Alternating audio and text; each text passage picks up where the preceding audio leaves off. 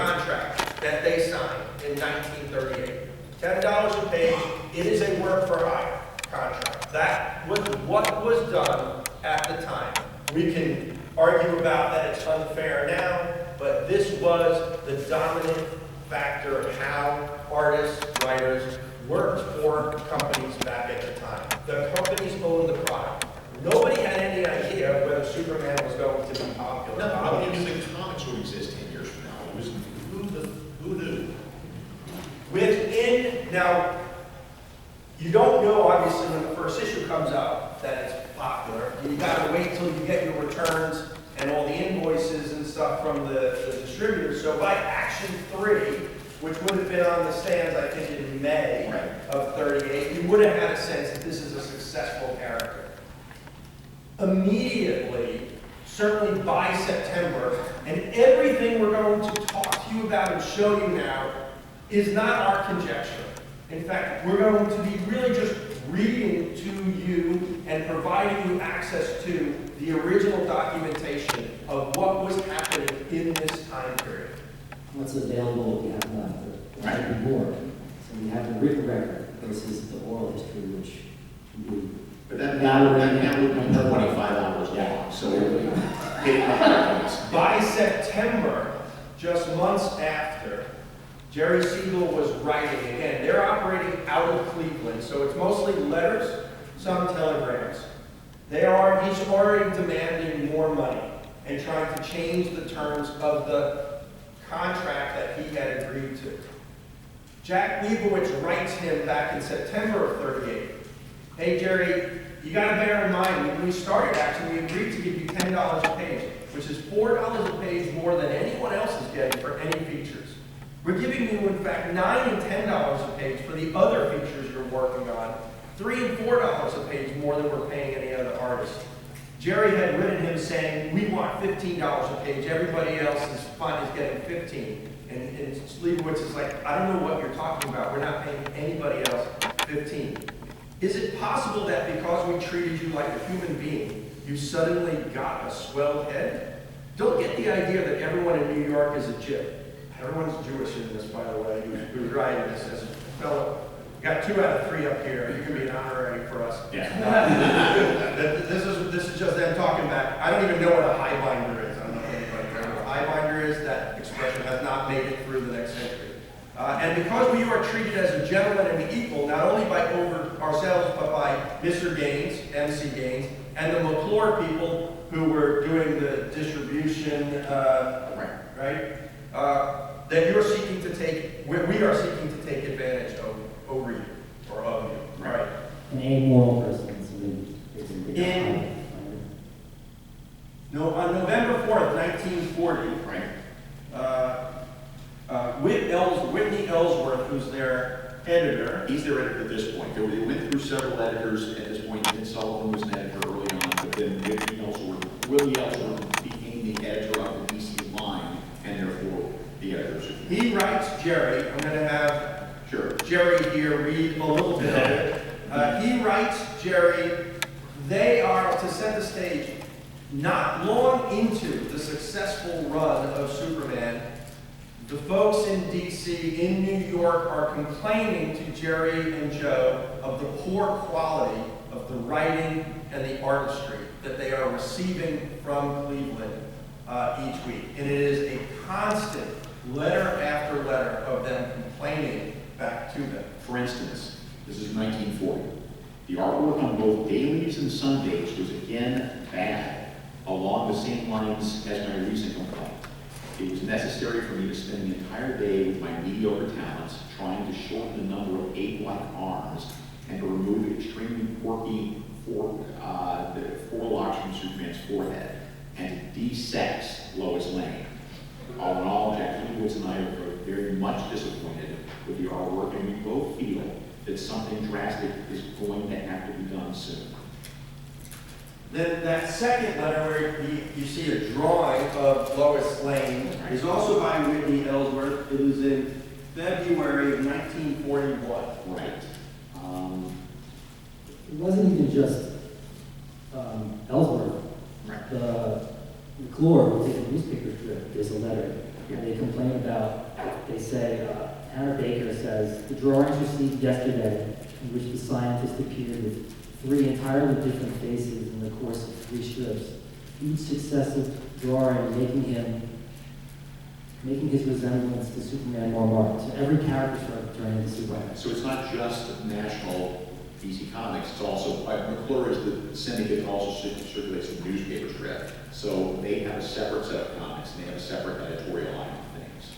But I'm looking here and it says, we find that a great deal hasn't been done to make Lois Lane better. It's necessary to shade Lois's breasts and the underside. Is it necessary to shade her breasts and her tummy with vertical lines? We don't understand why that is. She looks pregnant. And he goes on to say, It says she's having an abortion or have the baby, for God's sake. yeah. And then it'll sketch down the bottom from Witt that just look with my mediocre talents. This is more kind of the way we want her to look. Is that the tasty dish later? Did they make that comment also? I think that might be the one. Yeah. So, Mark mentioned the strip that was coming out, which Jerry and Joe were playing a role in. We also had the Fleischer movie cartoons that came out. Superman was starting to expand commercially to all different types of venues. An article in the Saturday Evening Post came out in June of 1941. It was predominantly an interview with Jerry Siegel of him providing most of the content.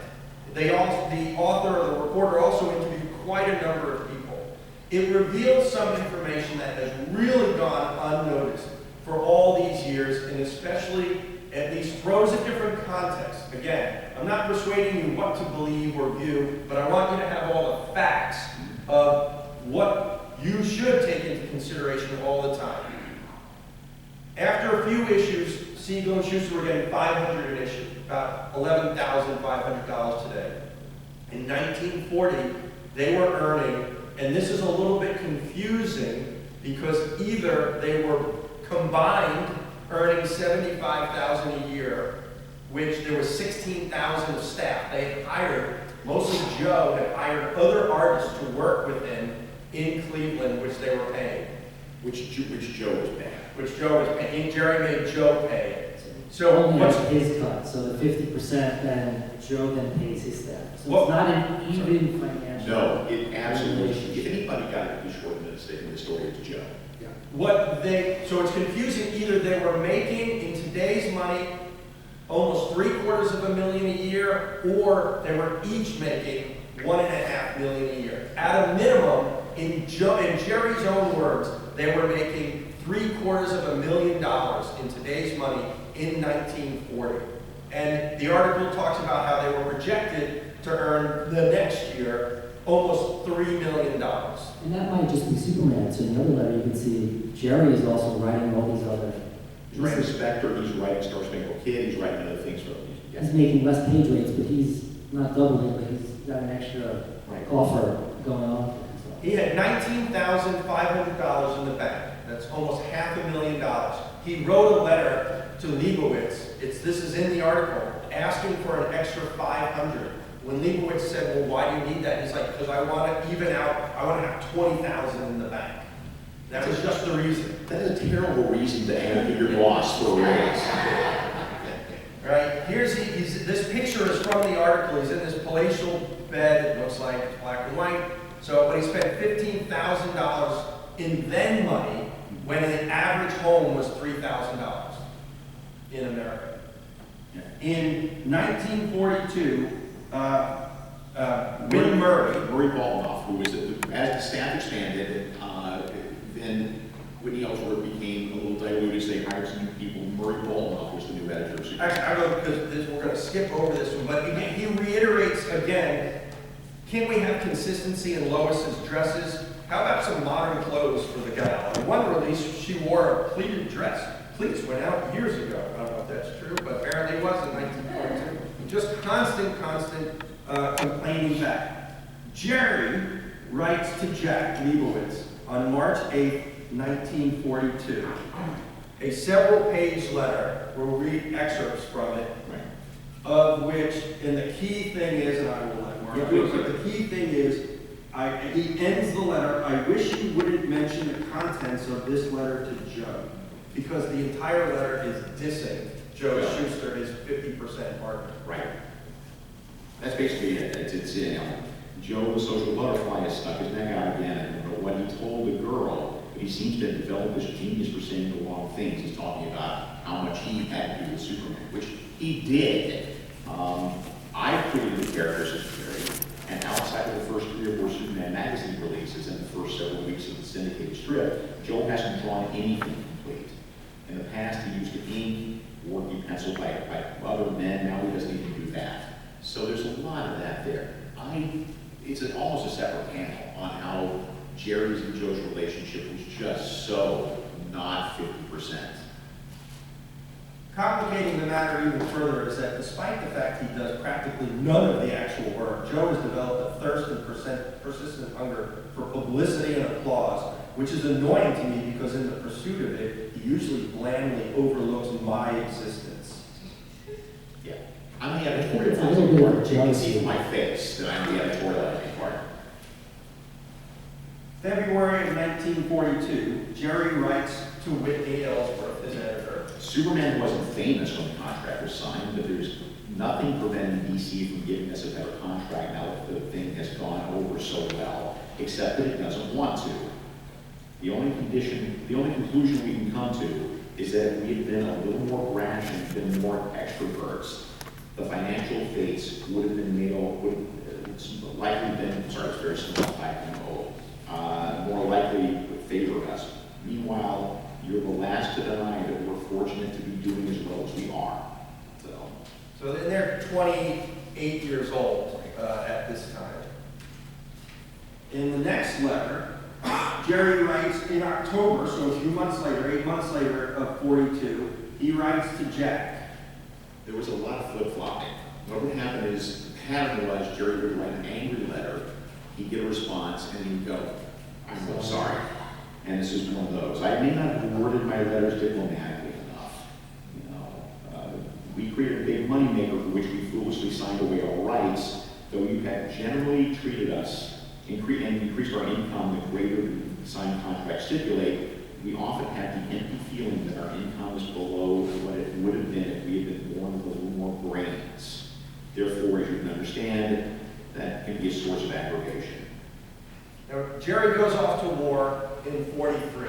He never goes into battle. He transfers around the United States. He was over here at Fort Meade for a little bit. Then he ended up in Hawaii. And he was writing for the military newspapers. I don't know, Stars and Stripes, I think, right? And the Pacific End, 2 papers.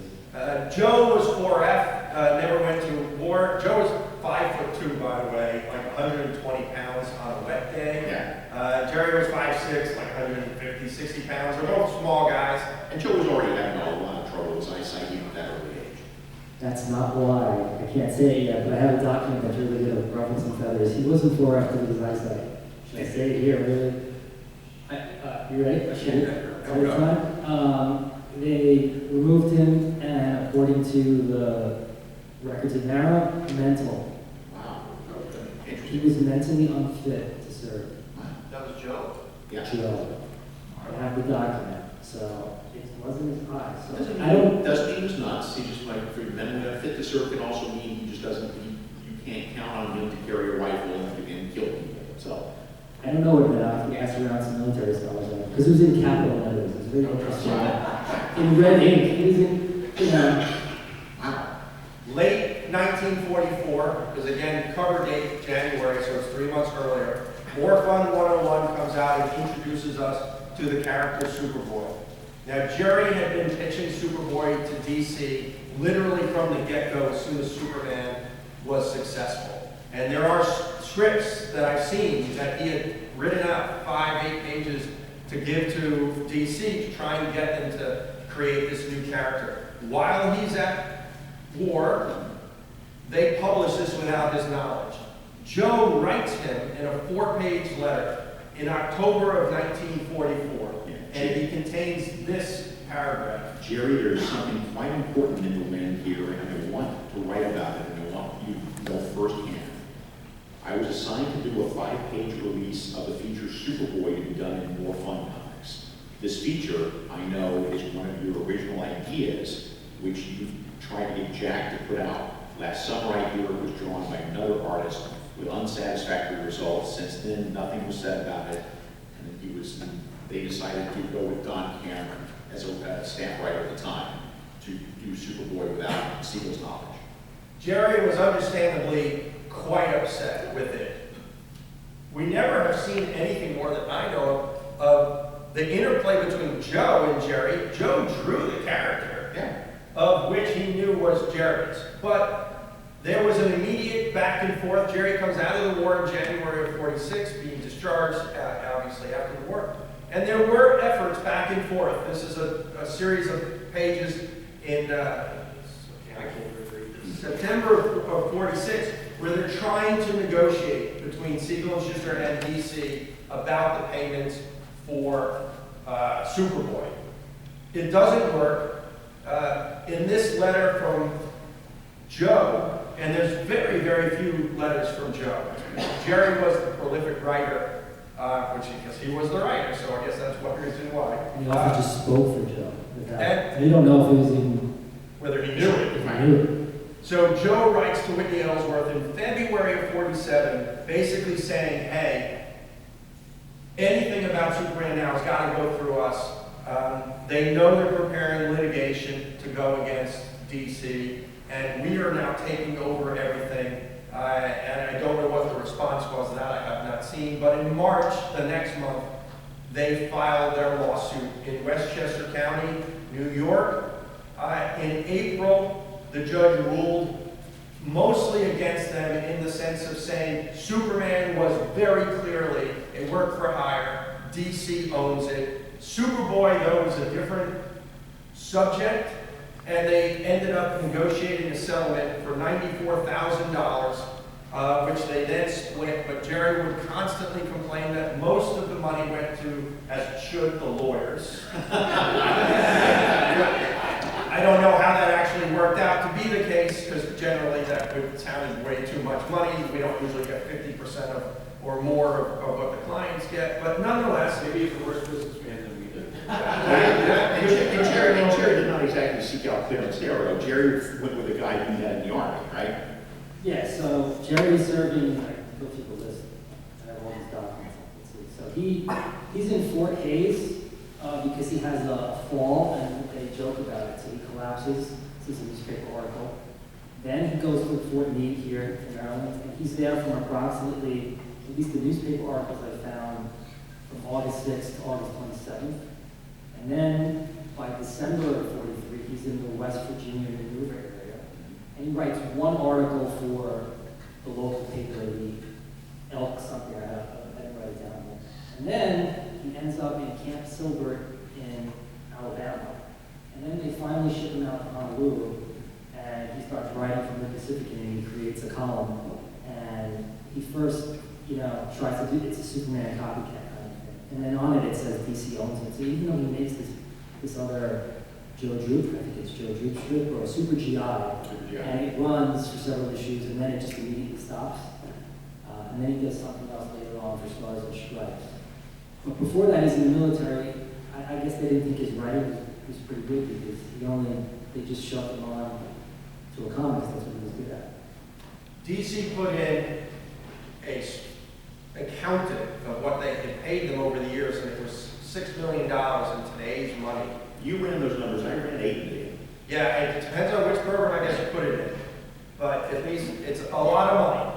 Now, after the settlement, they are persona non grata at DC, as one would expect. I generally don't do business with people who sue me, or they don't do business with me after I sue them as well, and I can understand that. Jerry starts to go on a campaign from here on in that goes for almost a decade. Some of this we don't have, but there is I'll do this one. There's a letter, November 26, 1951, written by Joe Simon and Jack Kirby, that they write to Jack Leibowitz. It's with a feeling of profound disgust and shame that we read the malevolent literature issued by the former contemporary Jerry Siegel. They had all worked together. Having been formally associated with your organization in a similar capacity, we feel it our duty to give the lie to such a shocking and indecent display and to assure you that Mr. Siegel's vitriolic opinions are certainly not shared by any of the old DC crowd. We are in touch with all of them, and they are as outraged as we are, at the injustice of his attack. Feel assured, that your fairness and generosity, especially during the years of war service, though obviously lost on Mr. Siegel, have not been forgotten by those who know the truth. So for context, he then starts writing to Harry Donenfeld, Jack Leibowitz, and their neighbors. So he's sending hate mail to all the neighbors about how they stole Superman, these guys are evil, and how could another Jewish person do so, another Jewish person, and it just goes on. Here's one example. December 10th, 1951, Jerry sends this typed letter to Paul Sadler, who's another owner within NBC. Just pick your Please, I mean, it may add to the joy of your Christmas merrymaking to know that I am going to have to go on relief welfare. While you made millions from my creations, you wouldn't give me a chance to write again and lead a decent life after I sued you. By appropriating Superboy, you destroyed me. But everyone knows how you have rewarded the creator of Superman and Superboy for helping you found your comic book empire. You can see what they really think of you, not in their words, but in what they don't say and in their eyes. They know that you destroyed me for profit and that you are not offering my family a helping hand so that we can survive. How can you enjoy any achievements knowing that it is being built on a crushed career? Is money worth that? When you face your maker, will he accept the fine print in your lawyer's legalisms? Are you at all concerned with your immortal soul? When you eat and drink and have shelter, remember that the man who destroyed it is faced with poverty. The man you destroyed it with is faced with poverty. When you celebrate your Christmas party, remember that I will be there in spirit, looking at you, walking by your side, and asking in all caps, why have you done this to another human being? Why are you forcing me to go on relief? As long as I live, and afterwards, I shall haunt you and yours. Before God, I put a curse on you. Now, and we're just getting started. This is what Brad Ricker writes about in his book Superboy. He has a fascination with the occult. So he has Dr. Occult, the supernatural, and it's just right, December 1951, we don't have the answer to this question. Where did all the money go that you had not even 10 years earlier? That's the thing. I mean, none of this is to mock Jerry. It is to, and the reason we're reading these letters is to show how his mental state went and how his, not who was created, but I'm saying how his passion came out so firmly and how mistreated he felt only a few years after suing DC and after, again, making in today's money at least half of $8 million on Superman. Do you guys have any idea how much got paid to the Ghost Artists? That's a great question, because especially during the war years, he had his brother-in-law doing a lot of stuff. Garberl and there's at least 6 or 7. Oh, well, the Shuster crew, there were a lot of ghosts of the Shuster crew. Yeah. And to me, the tragedy is Joe was responsible for paying every single one of the artists who were working on Superman. And Jerry kicked in not 1 cent, even though it was supposed to be a 50-50 partnership. And even before Superman was published, he drops Joe, and he reaches out to several other artists. Right. And then when that doesn't work, he then kind of calls back to Joe. Yeah. So Joe has always been, what is it, second fiddle? Like, I mean, that's the best way to describe it. 1 week later, Jerry writes to Donenfeld, Leibowitz, and again Sampler, just because we're going to run out of time, just read this second paragraph. Sure. This is again a week after the previous letter I wrote. May you become subject to all of the horrible maladies that beset mankind. Disease, fire, flood, gas, tragedy, self-destruction, ropes, and sharp and heavy insurance. May God crash down upon your bones and flesh and the blood of you and yours. 2 days later, he writes another letter to the same people. My fate is in your hands. I can either live a decent life or perish. The decision is yours. I hope you will bear in mind that the fact that my life and personality was devoid of storms and hatred until we had our unfortunate clash. Now, this is an undated letter that Leibowitz writes to him. It clearly is around the same time. It's the only response I have seen, and he's basically, This was on, okay, right. this is Donenfeld? Sorry. This is Donenfeld writing. He's really annoyed he's getting all these letters. And he hits back. You know, hey, he tried to do Funny Man, which was another comic that he and Joe did that failed. If you're hungry and need money, why don't you sell your convertible car? Which is a big deal to him because in his divorce, that's mentioned in the convertible. And there's another letter that talks about, well, a story that Siegel drove around Long Island, just kind of like stalking them in his convertible around the houses. He would, yeah, they were neighbors at one point, and he would drive around. He goes, no, Jerry, I can't offer you any sympathy. You are a vicious, this is Donenfeld back. He's giving it back. You are a vicious, hypocritical, greedy bastard. Little sympathy we would have had from you if you had won your suit against National Comics. All your delusions are based on a character which you admit you stole from someone else. I can't feel sorry for a man who divorced his wife, abandoned his child, and has squandered as much money as you have. Now, the little context, admitted you stole from other people, was more about Jerry admitting over the years. A lot of it came from Hugo Danner's Gladiator, which was a precursor, also a little bit from Doc Savage. He, again, I think saying you said you stole it from other people is an overstatement, but there were influences. But he lists, it's almost verbatim in the text. I write this in an article, you can look it up on Stop Jubilee Superman, where I show all the images and we compare the text in Gladiator, how he compares Superman's abilities to ants and grasshoppers. Yeah. I mean, yeah, he took ideas and made it his own. Like most That aspect that's right. is As most just of taken us. right out. Right. I mean, it's not like he tweaks it. It's just, Yeah. he lifts from here, he lifts from here, and he repackages it. It was brilliant repackaging, no Yeah. question. And everybody did that at that point. It was that Jerry said, not to get a feel, but the very first Batman story is a direct steal, point by point,